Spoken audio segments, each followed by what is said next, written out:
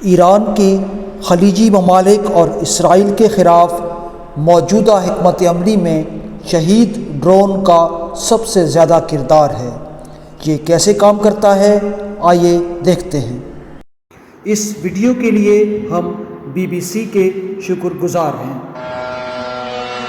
آنے والی یہ مخصوص آواز شاہد ڈرون کی ہے اور یہ شاید اس جنگ میں ایران کی فوجی حکمت عملی کا سب سے اہم ہتھیار ہے۔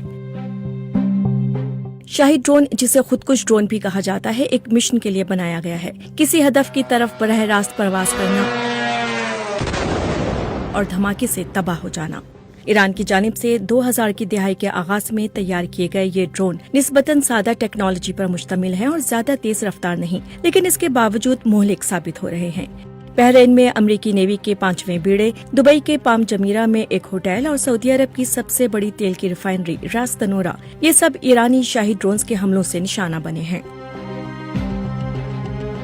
یہ ڈرون تقریباً 30 سے 50 کلو گرام تک وار ہیڈ لے جا سکتا ہے، جو روایتی بیلسٹک میزائل کے مقابلے میں بہت کم ہے، لیکن پھر بھی اتنا طاقتور ہے کہ وہ ہوائی اڈوں، ایندھن کے ڈپو، ریڈار سائٹس اور ریزیڈینشل ٹاورز جیسے اہم اہداف کو تباہ کر سکے۔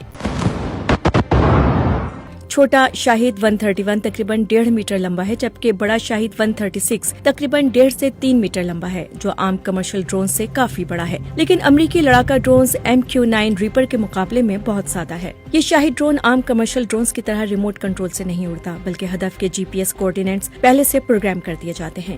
ان ڈرونز کی رینج تقریباً 1000 سے 2500 کلومیٹر تک پہنچ سکتی ہے، جس سے ایران کو خلیج اور اپنی سرحدوں سے بہت دور اہداف تک حملہ کرنے کی صلاحیت ملتی ہے۔ شاہد ڈرون کو اتنا مؤثر بنانے والی بات یہ ہے کہ یہ لاگت کے توازن کو بدل دیتا ہے۔ ڈرون کی کم بلندی پر پرواز اور لمبی ساخت اسے ان ریڈار سسٹمز کے لیے پکڑنا مشکل بنا دیتی ہے جو میزائلز کو نشانہ بنانے کے لیے بنائے گئے ہیں۔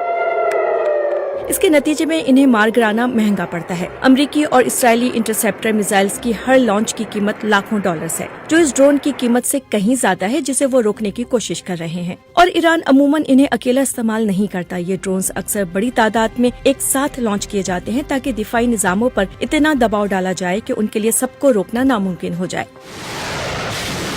ایک پرانی فضائیہ کے ساتھ جس کے لڑاکا طیارے ایک پرانے ہیں اور میزائلوں کا محدود ذخیرہ ہے، شاہد ڈرون ایران کے لیے ایک مؤثر ہتھیار ثابت ہوا ہے۔